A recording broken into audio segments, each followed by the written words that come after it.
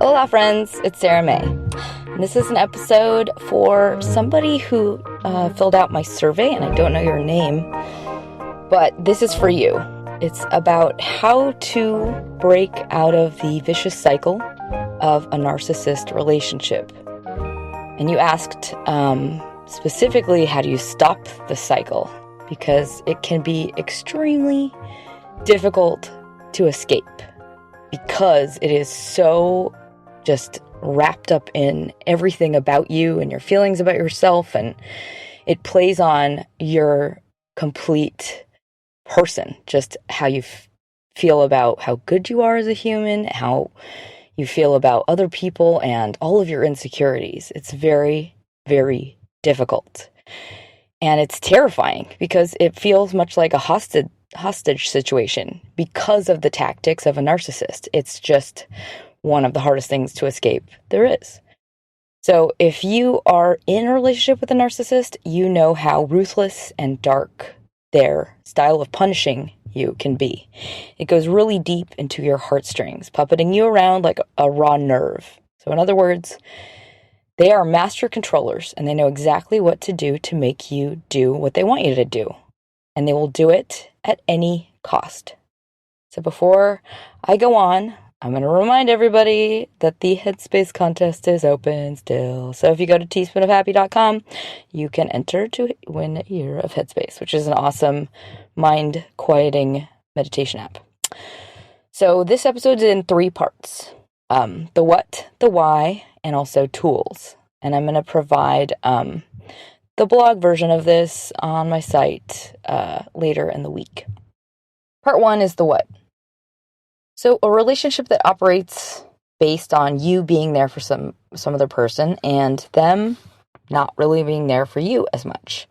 So they likely demand you jump through hoops, and as soon as you begin to stand up for yourself or kind of get your own life, drift from them in any way, they pull you back hard, like reins. And so often they will kind of stalk you and keep you on your toes, like texting at odd times, kind of button-pushing behavior. And it'll be like all-consuming kind of torture-like nervousness on your part. Like you're constantly obsessing about if they're right, or really makes you question your own motives and feel guilty, like a lot of incredibly intense guilt. So you might feel very much like you cannot get them out of your head.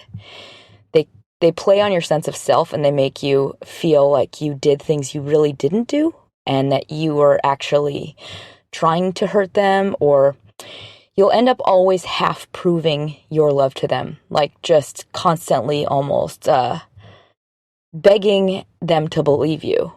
And it's almost like a terrible dance that you're doing while bullets are flying at your feet. And you have to keep going in this relationship in order to avoid the wrath that you know is waiting for you if you slow down.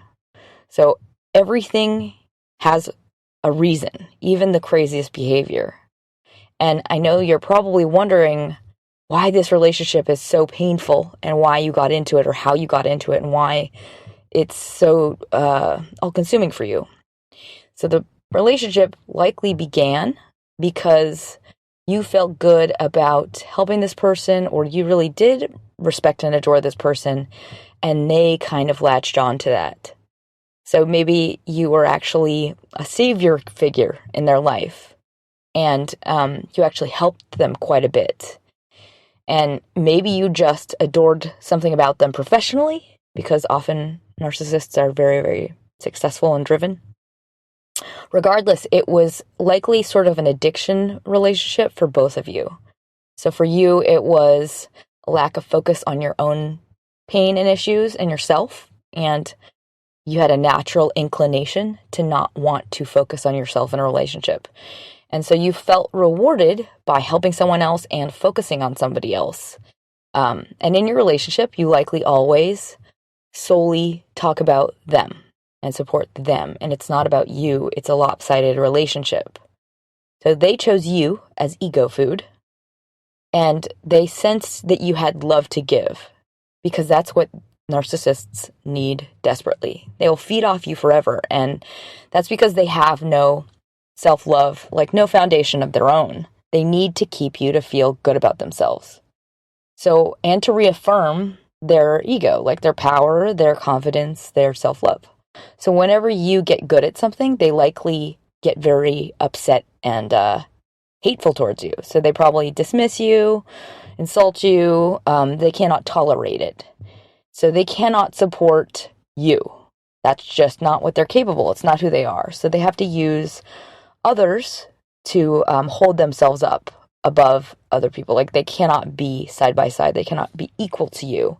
It always has to be about them. So if that sounds familiar, that's the what. I must tell you that you're listening to this for a good reason, because you know that this relationship is hurting you and you desperately want to find a way out of it. And that has to happen, because otherwise you're basically a slave in this relationship for the rest of your life. So firstly, choose to keep going in this process and be brave, because it's going to be a bumpy one. Commit to the result for the long haul. And I'm not going to lie, you might look back on this as one of the hardest things you ever did, but it has to happen. You will do it. And whatever you do, do not discount your feelings, like you have been for probably a very long time. All of the feelings of fear, obsessive worry, guilt, and panic, just all of those feelings of unhappiness or of, that didn't feel quite right. Like that you have kind of an off feeling about this relationship and it doesn't feel positive to you. That's a very accurate feeling coming from your gut. You have to listen to it. And you were likely talked out of this feeling several times. You maybe were talked out of it by yourself or by this other person. Like, they've talked about how much you mean to them, and you maybe felt like, it is a good relationship. This, I shouldn't be so worried and harsh on this person. But those feelings of not wanting to be in this relationship, it's coming from a real and valid place, because you've been neglecting yourself via this relationship, and you have to start listening to your gut and save yourself from it. In other words, be your own friend and protector and listen to the pain, because it's valid. So I'm going to walk you through kind of a timeline of what will happen to you while you progress out of this damaging relationship. Which leads me to part 2, the why. So if you had the weak spot that they could hook into, and now basically when people see you, you have certain kind of reactionary points that are very, very visible to others. So if you have a very particular kind of damage, let's say you have low self-worth from parents that were neglectful, people like this can see that in you immediately. It's almost like you're wearing a bunch of hooks on the outside of your body that are only visible to certain people that can prey on that is what I should say. So you have a weak spot that this person hooked into, and now they are using those hooks to manipulate you like a puppet, and they know exactly how to do it. Why? Because they are wired in a very specific way, and it's one that makes them very manipulative, very able to go there. And it's very, very dangerous to someone like you. So there's kind of a scale for narcissists, and there's varying types, varying degrees, just like other disorders, other personality disorders. But in general, it's a person with a very particular kind of damage from their upbringing that causes them to only be capable of focusing on themselves, and they have a constant hunger, thirst to just need to affirm that self and the ego with what is external.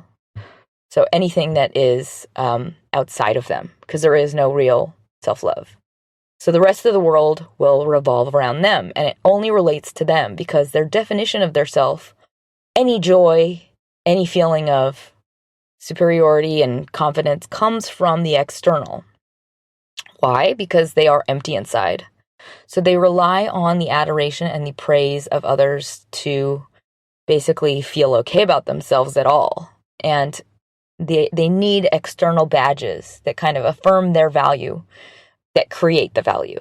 And so they kind of swing between feeling like absolute scum, the lowest of the low, and feeling like God.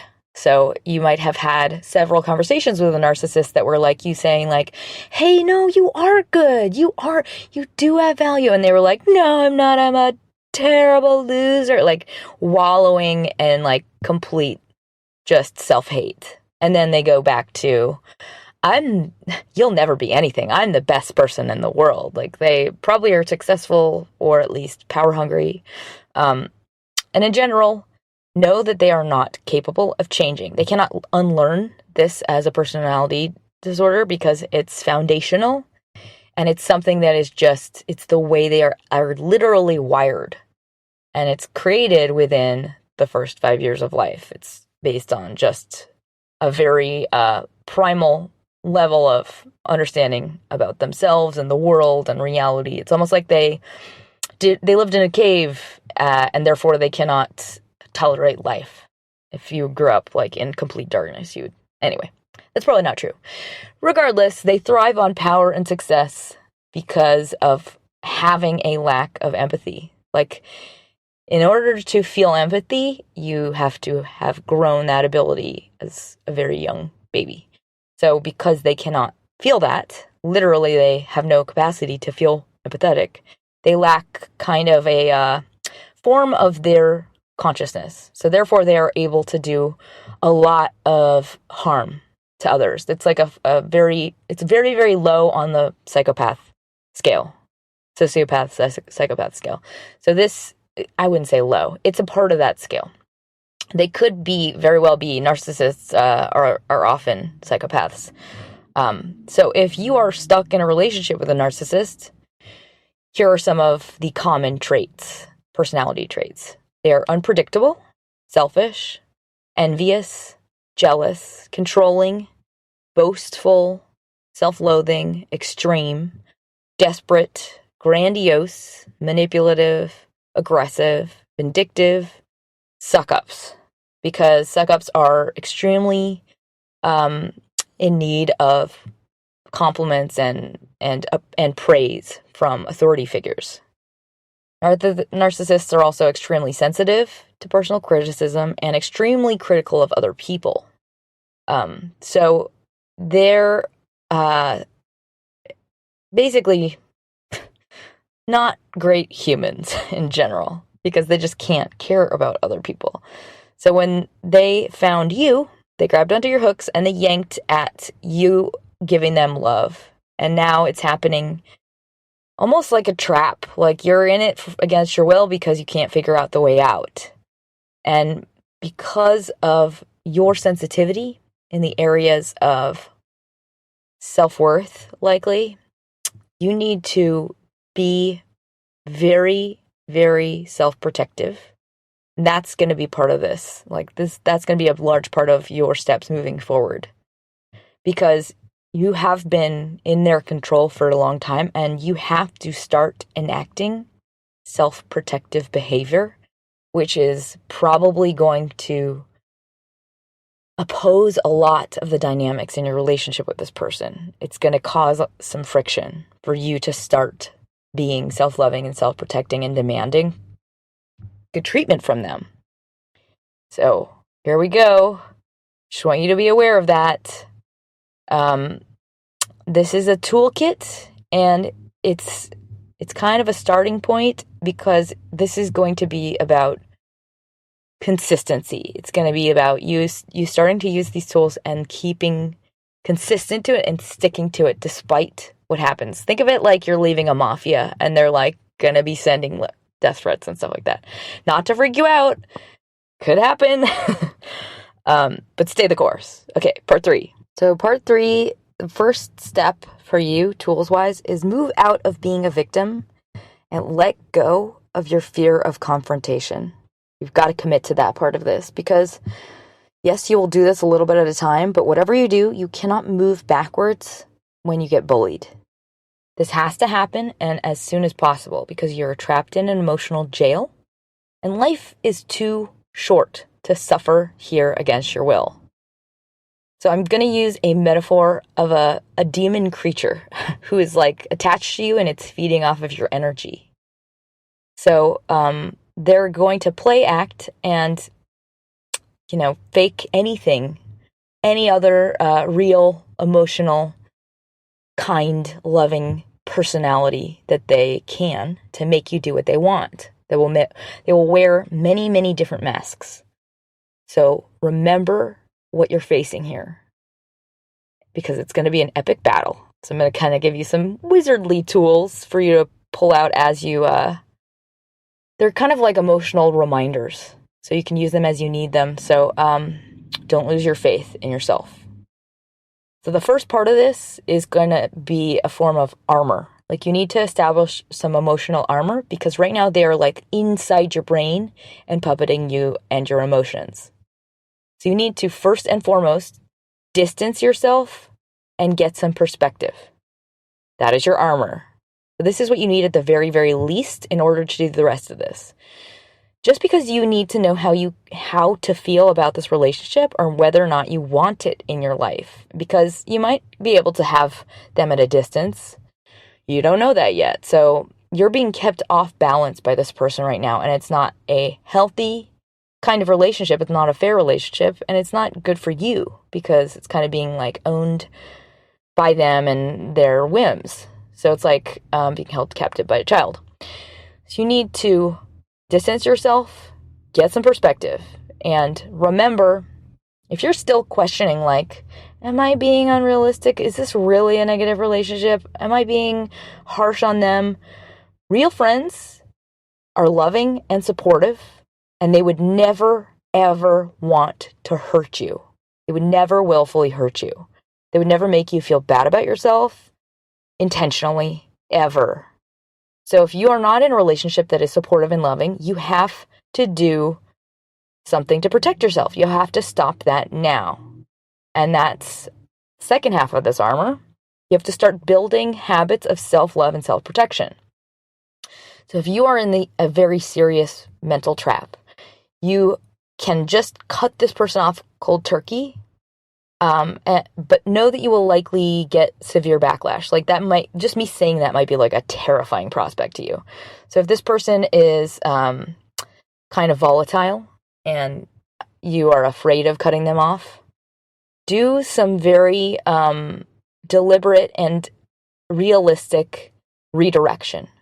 So you're going to have to think of an excuse or reasons that you have to cut them off. Like you won't tell them the real reason because you know it'll make them come on harder. But basically create an alibi like you would if you were trying to, leave the country and the mafia was after you. Like you have an insane amount of work and you are going to be completely unavailable, and basically make it something that is unrelated to anything serious that's related to your relationship. And then you'll have kind of the best chance of distancing for a long period of time. So they'll probably kind of pull you back in again, and then you'll have to repeat a different kind of excuse for why you can't have, hang out with them or whatever it is.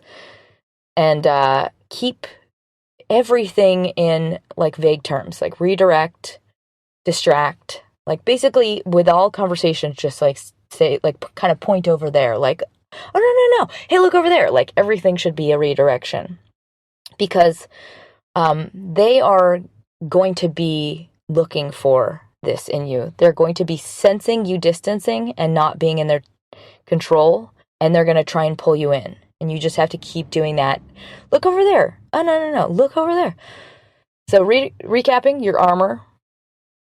So get a safe distance and start enacting self-protection. That means like not bending to terrorist behaviors, like don't respond to a text at 3 a.m. Don't. That is saying, I obey your whim. You are going to create boundaries one at a time. Like I am not responding to people that text me in the middle of the night when I'm sleeping. And I cannot be expected to respond within 10 minutes. Like you have to start owning yourself, because right now they are owning you. Um, so therapy is also very, very helpful in this process. Just because it grounds you to somebody that is objective, and that can be one of the things you need the most, is like understanding, like, wait, are they right? Am I being a jerk? Wait, is this true? Like somebody that can tell you, no, no, no, you are allowed to do this. You are allowed to protect yourself. That could be very, very valuable, because they're going to try and tip you quite a bit. So self-protection includes do not engage with bad behavior, like don't respond, and no one can force you to do anything. Take control of your own body and your own actions. So don't allow people to force you to do things. Like if you are saying things like, but I have to or else they're going to blank, you are the one piloting your body. They cannot control you. You have to start taking your own decisions back into your own hands and saying like, no, I don't want to do that. I'm not going to do it. And if you need external support, get like one buddy that you can kind of tell the truth to that can understand the severity of this problem. Like other people that are not familiar with narcissism are probably going to be like, oh, that's not bad though. Like they're going to make you feel like maybe you are being irrational. You need to find somebody that does get who this person is. And they might not exist. And if they don't fully understand what you're going through, I would say go to a help group for codependents, or a therapist. So start with the self-protective steps.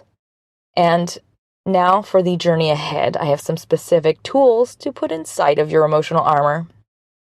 Because kind of as you gain this distance, there are going to be distinct moments when this monster recognizes you're straying from their talons. And they're going to be aggressive and desperate to get you to return to your knees. And so their goal is to own you, and at any cost, and regain the reins to your emotions.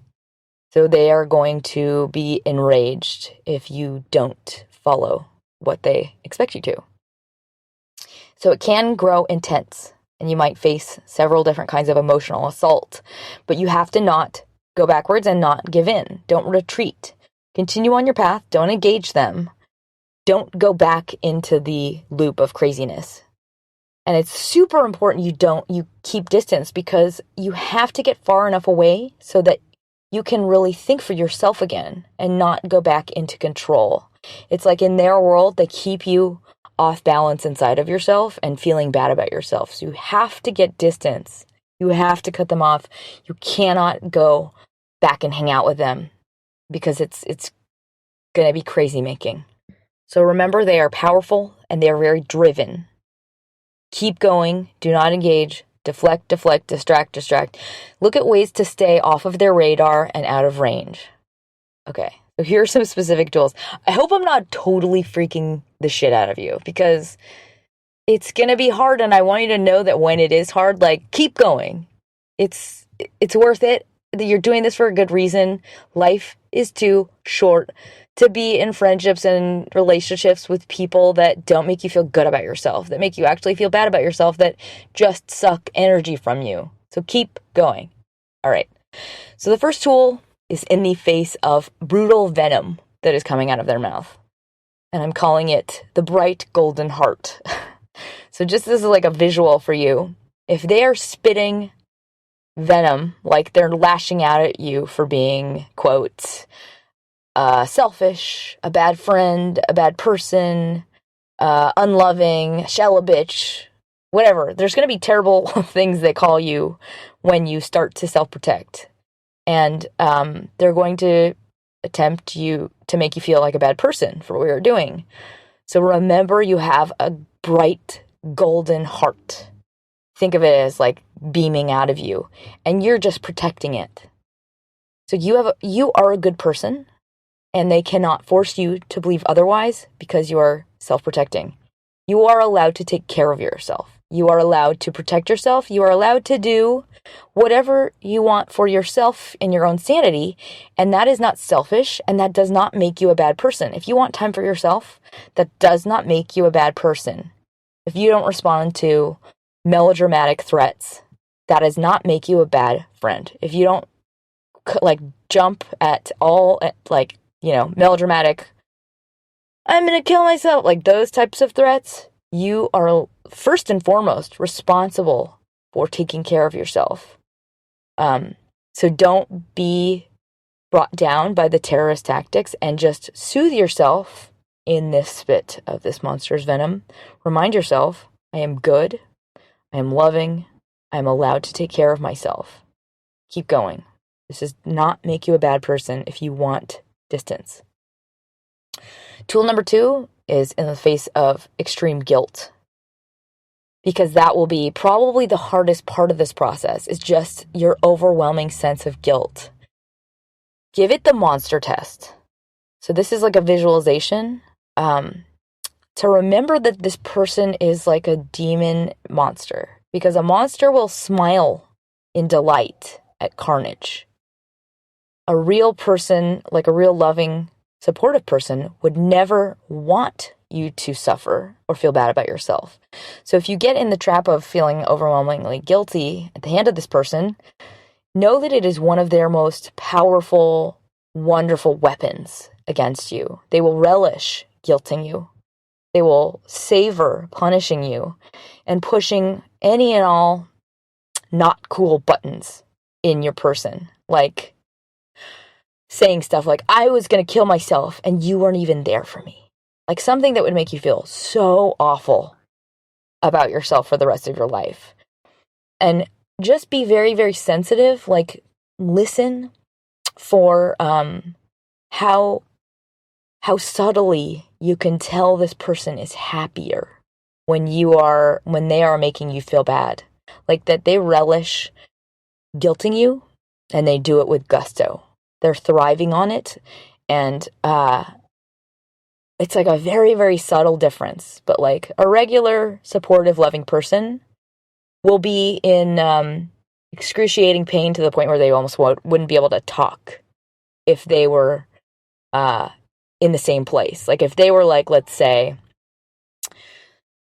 suicidal and we're trying to get a hold of you, or we're reaching out for help, they would never do it in the same way. They would almost say like, hey, I hate to do this. I'm in a really bad place and I really need your help. It would come from such a broken, passive place. And they would never use it in like kind of a powerful weapon way. So pay attention to that. Think of this monster that's like enjoying using this thing against you, and like almost like a sword is like just stabbing you with it.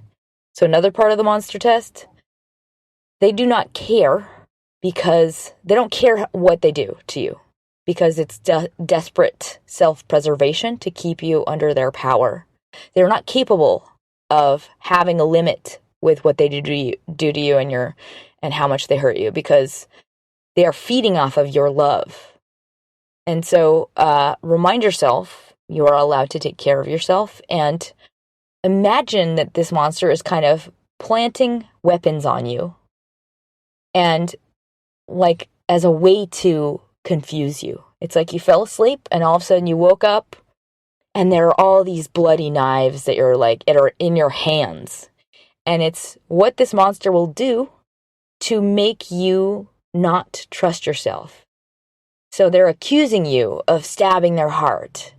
And if you had no awareness of their situation at all, like when they blame you, if you had no idea that you were doing this thing, you had no voluntary awareness in like what they're accusing you of, put those bloody knives down. Don't take the rap, because you are not responsible for their pain. You don't control them or how they feel, and you are not capable of causing them the pain that you are completely absent from. So throw the knife on the floor and detach with love. Don't believe them. It's manipulation.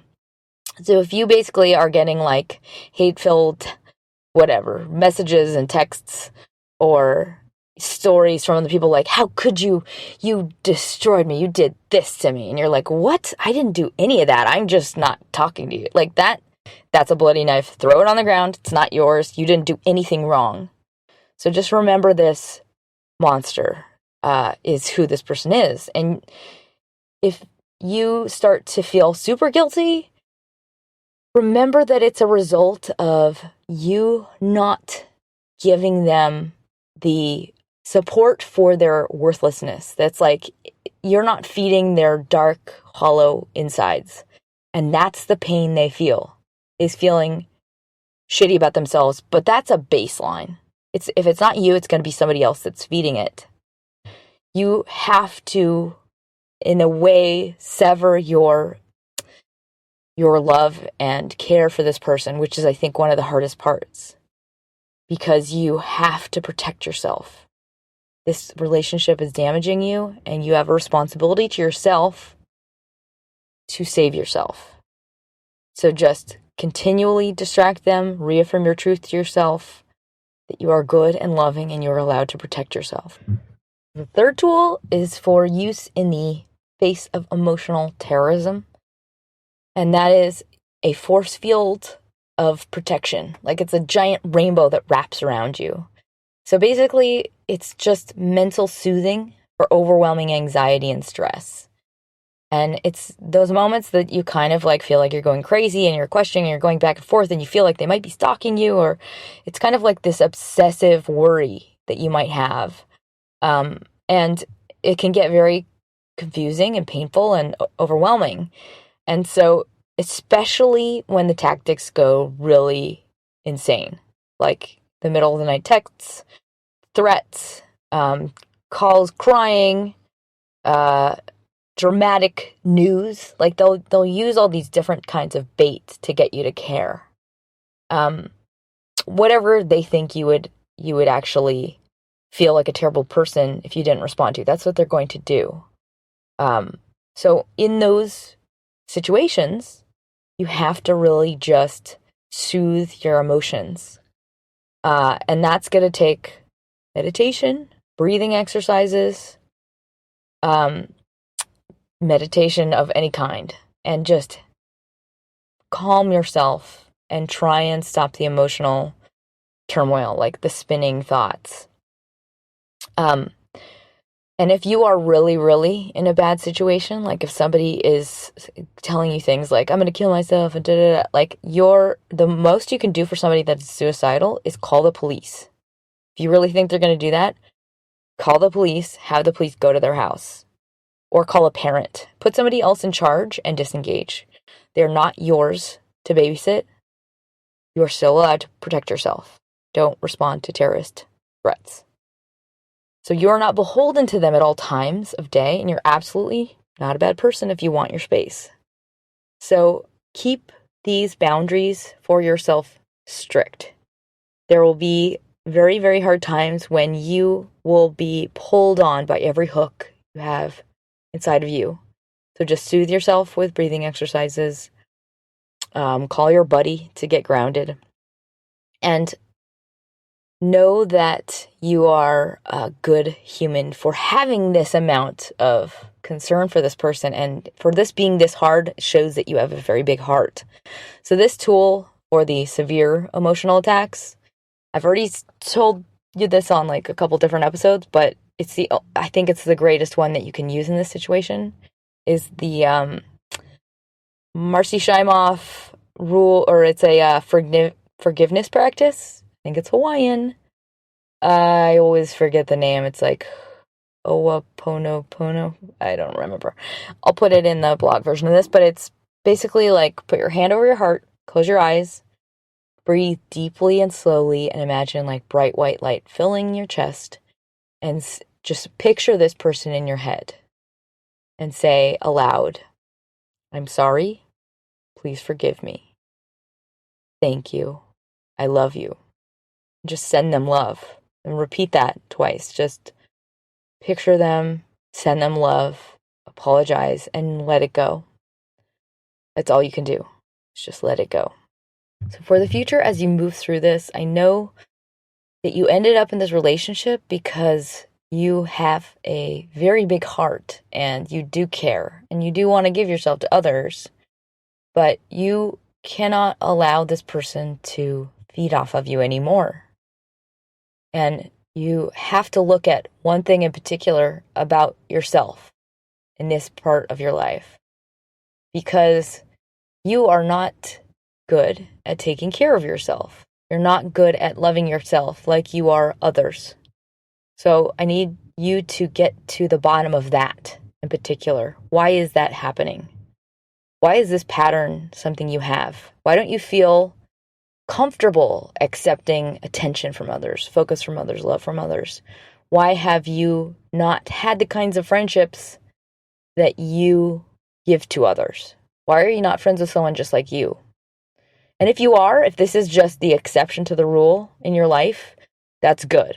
And maybe this is arriving, this forced confrontation, because you realize that this doesn't match your positive relationships.